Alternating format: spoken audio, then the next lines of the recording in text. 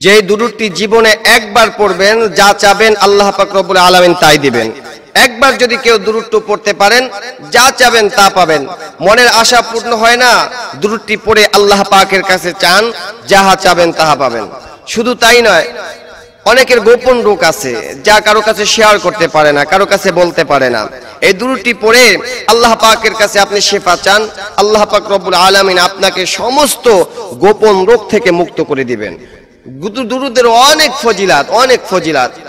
বিশ্বনবী সাল্লাল্লাহু আলাইহি ওয়াসাল্লাম বলেছেন, আবু হুরায়রা রাদিয়াল্লাহু তাআলা আনহু হাদিসটি বর্ণনা করেছেন, নবীজি বলেছেন, মান সাল্লা আলাইয়া ওয়াহিদান সাল্লাল্লাহু আলাইহি আশারা, কোন ব্যক্তি যদি একবার বিশ্ব নবীর প্রতি যদি দুরূদ শরীফ পাঠ করে, আল্লাহ পাক রব্বুল আলামিন তার উপরে রহমত 10টি রহমত নাজিল করেন। শুধু তাই নয়, অন্য এক হাদিসের মধ্যে নবীজি বলেছেন, কোন বান্দা যদি একবার বিশ্ব নবীর উপরে যদি দুরূদ শরীফ পাঠ করে, আল্লাহ রাব্বুল আলামিন তার উপরে 10টি রহমত নাজিল করে দেন। শুধু তাই নয়, আল্লাহ পাক তাকে 10টি গুনাহ ক্ষমা করে দেন। শুধু তাই নয়, আল্লাহ রাব্বুল আলামিন তাকে 10টি মর্যাদা বুলন্দ করে দেন। একবার দুরূদ শরীফ পড়লে কত ফজিলত! রাসূল সাল্লাল্লাহু আলাইহি ওয়াসাল্লাম বলেছেন, কিয়ামতের ময়দানে আমার নিকটবর্তী হওয়ার সবচেয়ে উত্তম আমল হচ্ছে দুরূদ।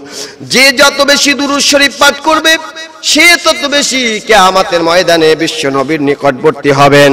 আল্লাহ রাব্বুল আলামিন দুনিয়াতে একদল ফেরেশতাকে নিযুক্ত করে রেখেছেন শুধুমাত্র নবীর উপরে। যারা দুরূদ শরীফ পাঠ করবে, ওই বান্দার নাম এবং তার পিতার নাম সহ বিশ্ব নবীর কাছে গিয়ে তারা পৌঁছে দেয়। রাসূল বলেছেন, যে ব্যক্তি বেশি বেশি দুরূদ শরীফ পাঠ করবে, যেই ব্যক্তি বেশি বেশি দুরূদ পাঠ করবে, আমার প্রতি ওয়াজিব হয়ে যায় ওই বান্দাকে সুপারিশ করা। সুবহানাল্লাহি ওয়া বিহামদি।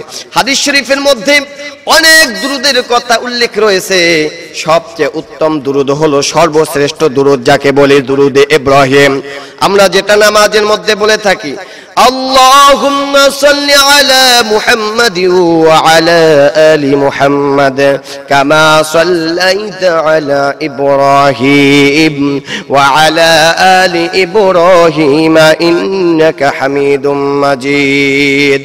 আল্লাহুম্মা বারিক আলা মুহাম্মাদিন ওয়া আলা আলি মুহাম্মাদ কামা বারাকতা আলা ইব্রাহিম ওয়া আলা আলি ইব্রাহিম ইন্নাকা হামিদুম মাজিদ।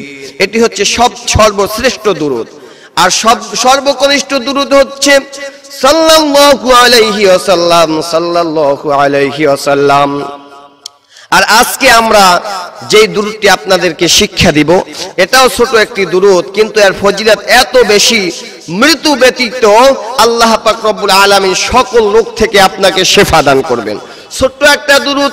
এখন দুরূদটি সকলে মনোযোগ সহকারে শুনুন। আল্লাহুম্মা সাল্লি আলা সাইয়্যিদিনা মুহাম্মাদিন বিআদাদি কুল্লি দাই ওয়া দাওয়াই ওয়া বিআদাদি কুল্লি ইল্লাতি ওয়া শিফা। দুরূদটি আবার আমরা সকলে শুনি। আল্লাহুম্মা সাল্লি আলা সাইয়্যিদিনা মুহাম্মাদিন বিআদাদি কুল্লি দাই ওয়া দাওয়াই ওয়া বিআদাদি কুল্লি ইল্লাতি ওয়া শিফা। এই দুরূদটি পড়ে আল্লাহ পাকের কাছে আপনি ক্ষমা চান, মাপ চান। আল্লাহ তাআলা